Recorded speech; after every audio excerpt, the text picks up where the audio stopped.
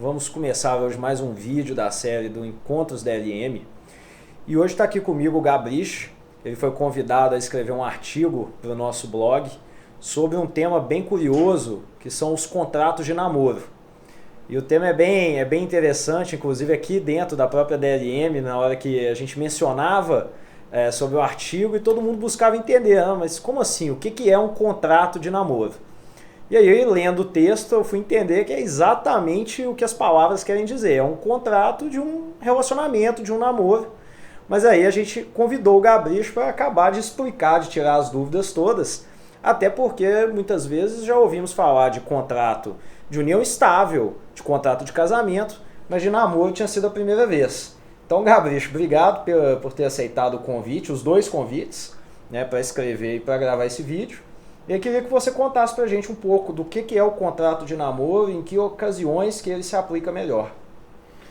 Bem, Lucas, muito obrigado pelo convite. O contrato de namoro, na verdade, é um contrato, como você disse, celebrado entre duas pessoas que querem manter um relacionamento pessoal, amoroso, mas que querem deixar bem claro que, independentemente do nível de relacionamento, não se trata de união estável.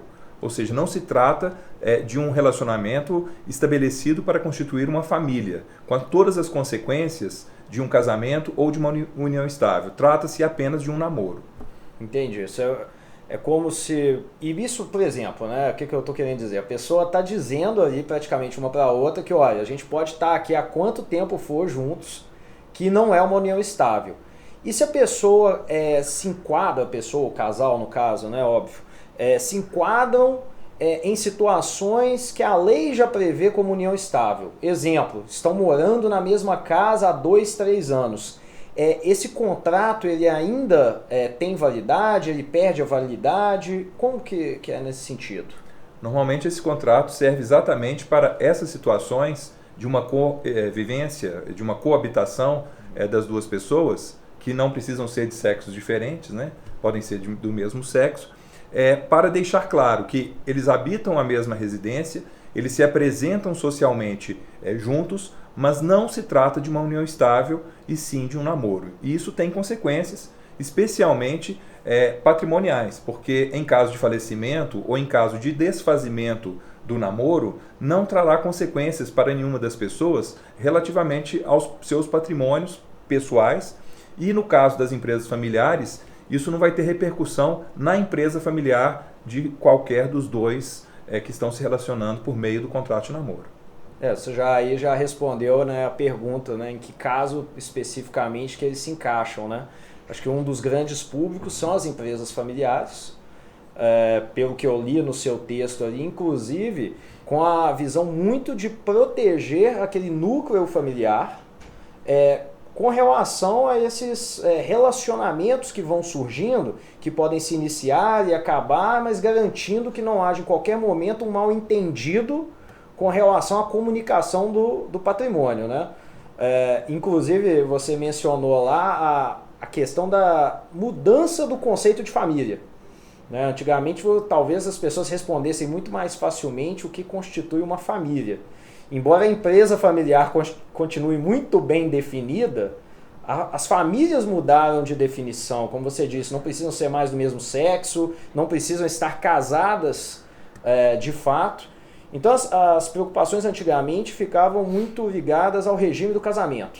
Sim. Depois elas evoluíram para o contrato de união estável, para deixar tudo muito claro, muito transparente, até no quesito proteção desse cônjuge que entra na família, que às vezes não casaram por questões de conveniência, mas que é uma pessoa que é importante que seja protegida em determinados casos. E agora no contrato de namoro, na sua experiência, você vê ele acontecendo mais com os membros mais jovens, aqueles da segunda, ou terceira, ou quarta geração, a depender da empresa, ou você vê isso acontecendo até mesmo nos casos de divórcio, onde às vezes o patriarca ou a matriarca daquela empresa familiar também tem essa necessidade? Bom, vamos lá. São várias perguntas em uma só. Primeiro, de fato, houve uma evolução gigantesca do conceito de família, que passou a ser reconhecida, essa evolução, na jurisprudência brasileira. Então, no âmbito jurídico, judicial, admite-se, né, famílias monoparentais, pluriparentais, famílias poliafetivas, famílias sucessivas, uma série de conceitos que abrangem todas as possibilidades de relacionamento imagináveis. Então, todas elas são reconhecidas como merecedoras de proteção jurídica, porque todas elas, independentemente da formação, são estabelecidas com base no elemento afeto. E o afeto é que é protegido e tratado pelo direito hoje em dia, independentemente da formalidade ou do sexo ou da orientação sexual e de gênero de cada uma das pessoas que se relacionam. Normalmente, os contratos de namoro hoje estão sendo estabelecidos no âmbito das empresas familiares para dar um tratamento principalmente para aquelas pessoas que são membros da família empresária, mas não são, ou às vezes nem vão ser, sócios da empresa familiar. Porque existe uma diferença entre os sócios da empresa familiar e os membros da família empresária. Nem todos os membros da família empresária serão um dia sócios da empresa familiar. Então é necessário estabelecer um sistema de governança da família para que você proteja o sistema de governança da empresa familiar, garantindo a sustentabilidade da própria empresa familiar. Então, a gente vê, na prática, esses contratos começando a ser celebrados tanto pelas gerações mais jovens, dos membros da família empresária, como também por aqueles que, por algum motivo, se separaram e depois se divorciaram e iniciaram outros relacionamentos, não necessariamente relacionamentos que vão redundar em união estável ou em casamento. Então, a fase inicial, a fase de namoro, ela passa a ser abrangida pelos contratos de namoro para deixar claro que não se trata de união estável, pelo menos por enquanto. Entendi.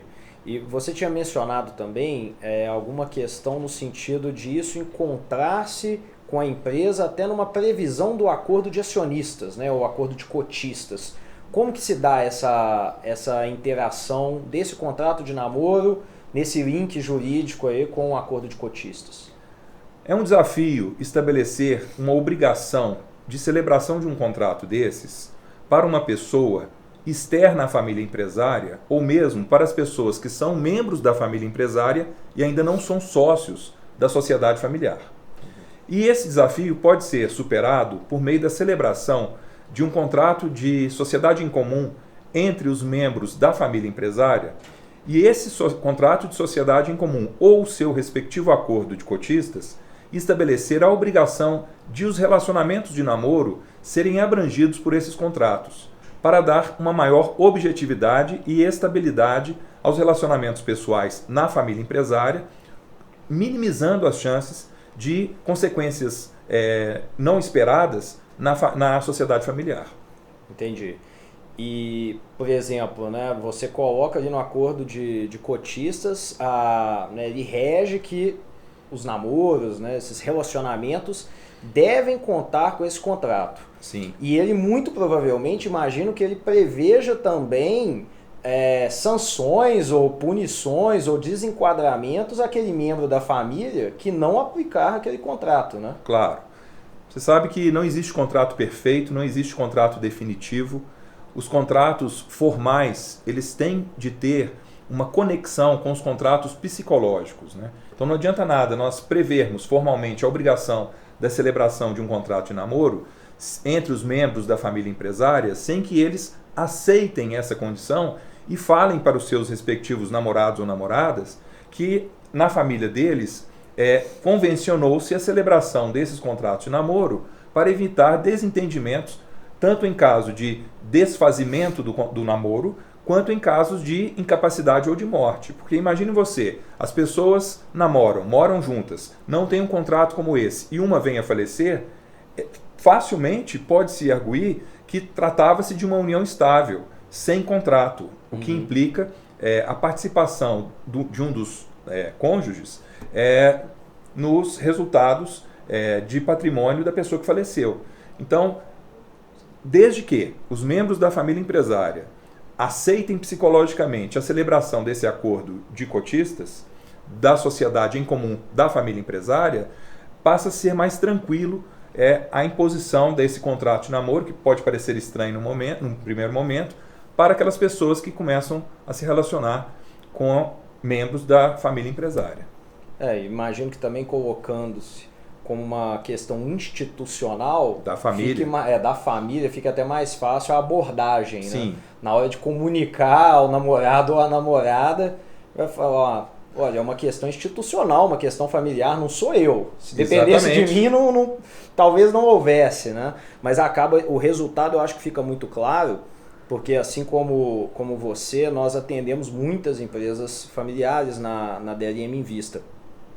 E é comum acontecer, não só, né, como eu mencionei, às vezes de uma pessoa mais velha que está no segundo ou terceiro relacionamento, acabar se preocupando com aquilo, porque às vezes é uma pessoa que já está em momento de sucessão e ela pensa, acabei de acrescentar mais um fator na minha sucessão, tenho que me proteger disso, como que eu faço essa separação, né, do que é meu, do que vai ser dos meus filhos e do que eventualmente eu possa querer compartilhar com esse cônjuge, né? E também uma outra situação, que aí foi a que eu mencionei dos familiares mais jovens, é aquela questão, às vezes há um namoro de 8, 10 anos e o assunto nunca foi abordado. Na hora em que vai se falar de matrimônio, chega-se e vai ainda definir o regime de casamento. E muitas vezes surgem grandes brigas, porque naquela hora não são duas pessoas, né? São duas famílias. São duas famílias. Entra pai, entra mãe, todo mundo naquela conversa. E eu imagino que o contrato de namoro possa até já prever que caso aquele namoro evolua para um casamento, para um matrimônio, para uma união que seja, em qual regime aquela união se dará, né? Claro, isso pode estar previsto expressamente no contrato de namoro e deve estar previsto no acordo de cotistas da sociedade em comum que une os membros da família empresária, dando estabilidade aos relacionamentos e tirando a carga emocional dessa conversa, que não é uma conversa agradável, né, com o seu cônjuge, dizer e estabelecer qual será o regime de casamento, de união estável ou a necessidade da celebração de um contrato de namoro. Estando isso previsto na governança da família empresária, facilita muito a vida dos membros dessa família empresária nos seus relacionamentos pessoais. Entendi. Vai muito além, né, pelo visto, de um contrato, de um papel, né, um termo onde só duas pessoas estão ali anuindo algo. Vai muito mais na visão da empresa, na visão patrimonial e até na governança dessa empresa com relação à sucessão, com relação a patrimônio, com relação até mesmo aos direitos referentes a tudo aquilo que aquela empresa e aquela família geram, né? Então, sem dúvida nenhuma, tende a ganhar popularidade nos próximos anos, né? Como você sabe, a empresa que tem boa governança corporativa, ela estabelece de forma objetiva as regras de funcionamento da empresa e normalmente atribuem, né, aos seus sócios, stakeholders de uma forma geral, mais direitos, mais informações e mais controles do que aqueles direitos, informações e controles que são estabelecidos pela lei como mínimo. Então, quem tem boa governança tem a lei como mínimo e tem muito mais estabelecido de forma objetiva nos contratos que regem o funcionamento da empresa, seja ela familiar ou não. No âmbito da família, a regra é a mesma. Então, se você quer ter governança familiar, você tem que estabelecer, e de forma expressa, preferencialmente, mais direitos, mais informações, mais controles que possam objetivar o relacionamento da família sem trazer repercussões negativas, principalmente para a família empresária. Tá certo. Foi muito produtivo não só ler o texto, mas também tirar essas dúvidas adicionais. E vou te falar que, com certeza, dentre o rol de assuntos que a gente sabe que tem sempre que alertar os nossos clientes, esse acabou de se tornar mais um tema, né? Você sabe muito bem, né? Principalmente no Brasil, somos latinos, temos esse lado nosso um pouco mais passional, já existem assuntos polêmicos, como o regime do casamento, falar em testamento ou Sim. planejamento sucessório é uma grande dificuldade. Eu acho que agora a gente acrescentou também o contrato de namoro, que vai ser mais um tema muito importante a ser pensado pelas famílias e pelas suas empresas, e com certeza mais um tema polêmico. Pode ter certeza aí que nós vamos incluir o seu artigo e até esse vídeo sempre que a gente tiver que instruir algum cliente a respeito disso. Claro, as pessoas precisam entender que a sociedade evolui e a forma de organização da família e da empresa também evolui e não precisa de ter medo, né, de ter instrumentos como esse para reger uma situação de tranquilidade empresarial e familiar. Muito mais para dar clareza desde Sim. o primeiro momento do que efetivamente para complicar as coisas, né? Talvez antes simplificar do que complicar. E sem perder a ternura, né, do relacionamento e do afeto da família. Ainda é um relacionamento. Ainda é um relacionamento pessoal e tem que ser respeitado. Tá certo. Gabriel, queria te agradecer mais uma vez, convidar todo mundo a acompanhar os nossos vídeos, essa série especialmente, que a gente está fazendo sempre trazendo algum tema de interesse dos nossos clientes. E em breve vamos fazer também um evento juntos aqui, né, Gabriel? Sempre à disposição da DLM, mais. para o que for necessário. Excelente. Te agradeço bastante a atenção e ter participado aqui com a gente do vídeo. Muito obrigado.